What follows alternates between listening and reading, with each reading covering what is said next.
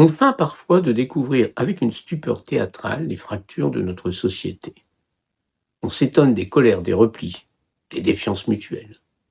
On parle de crise de l'intégration comme d'un phénomène météorologique tombé soudain du ciel un matin de pluie grise. Pourtant, depuis des années, nous bâtissons méthodiquement les murs qui rendent cette intégration impossible. Car l'intégration ne pousse pas dans le béton des séparations. Elle naît de la rencontre, d'un trottoir partagé, d'une école commune, d'une salle d'attente où les destins se frôlent, d'un service public qui rappelle à chacun qu'il appartient encore à une même communauté humaine.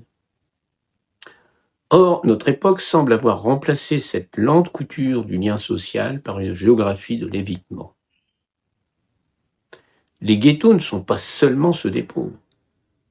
Il existe des ghettos de richesse, plus discrets, plus élégants, entourés de haies impeccables et de digicodes silencieux. Là aussi, on vit entre semblables.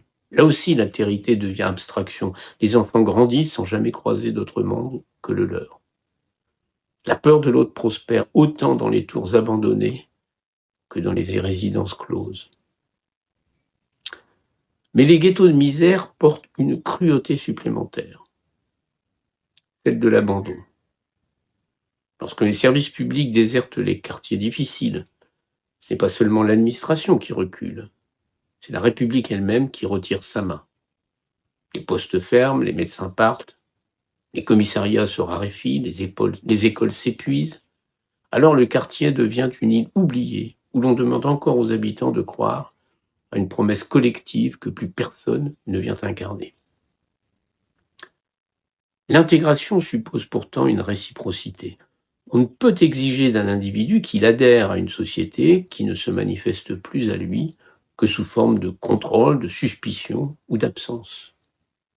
Comment aimer une maison qui vous laisse dans le froid du vestibule ? Dans ces espaces abandonnés, les communautés deviennent alors des refuges avant d'être des prisons.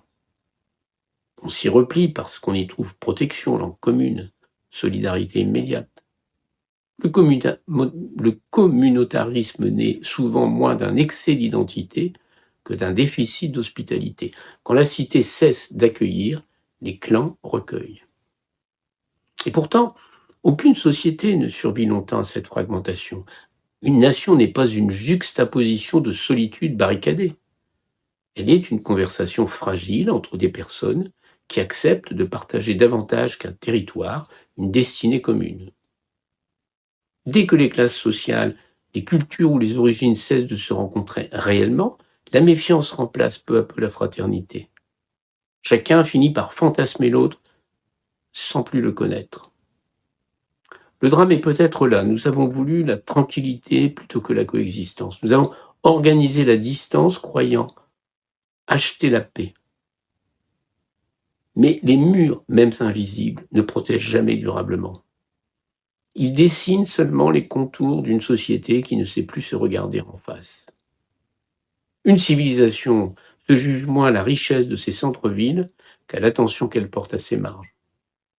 Là où la présence publique disparaît, là où les regards se détournent, naissent toujours des fractures futures.